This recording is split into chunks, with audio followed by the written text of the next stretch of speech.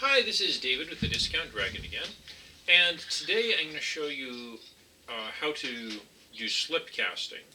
Slip casting is casting liquid ceramics into finished pieces. This is going to be a series of probably like 3 videos because we're not doing editing on these. We're just doing a piece and then coming back when we get to the next step and doing a piece and so forth. So originally, I had made this. This is a skull-shaped bowl, kind of an alien skull. Look here. This one isn't exactly like the original.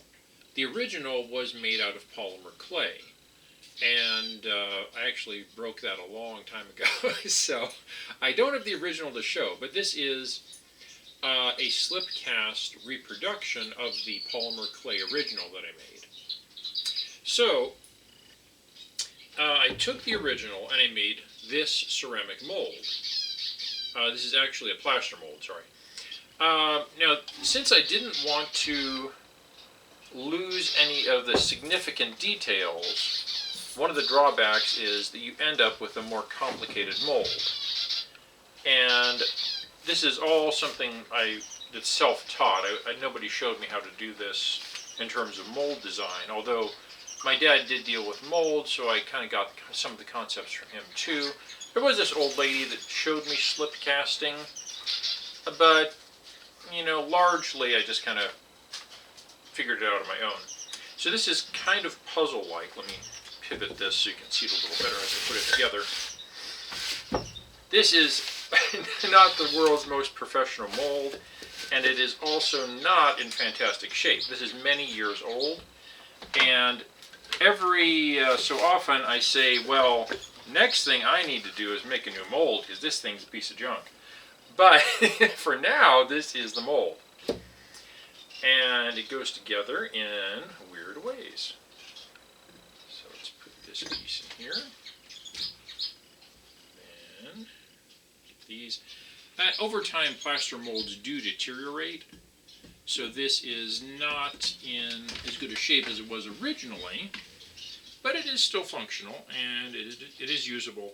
The thing is, the more defects that creep into the mold, whether it's a plaster mold or any other type of mold, the more defects that creep in, the more time you spend fixing those flaws down the line in the production process. So you can say, well, I'm too busy to make a new mold, but you're going to pay for it. So you assemble the mold, and then you take rubber bands, and actually these are kind of on the wimpy side for this. You should be using much heavier duty rubber bands, but when I checked those in my inventory, they had all deteriorated because I haven't done a batch of ceramics in quite some time.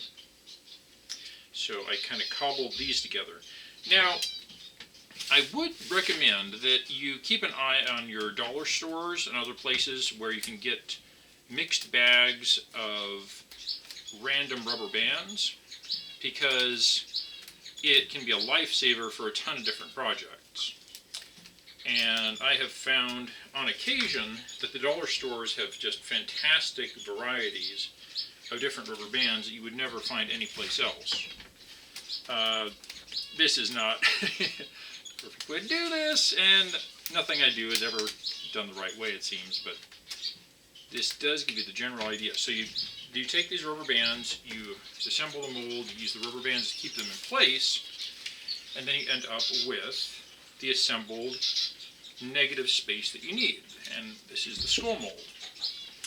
Now, you take this, which is a liquid clay called slip, and essentially what it is just very selectively chosen mud or clay with enough water and maybe a few other additives to get it to pour smoothly and work in ceramic creation.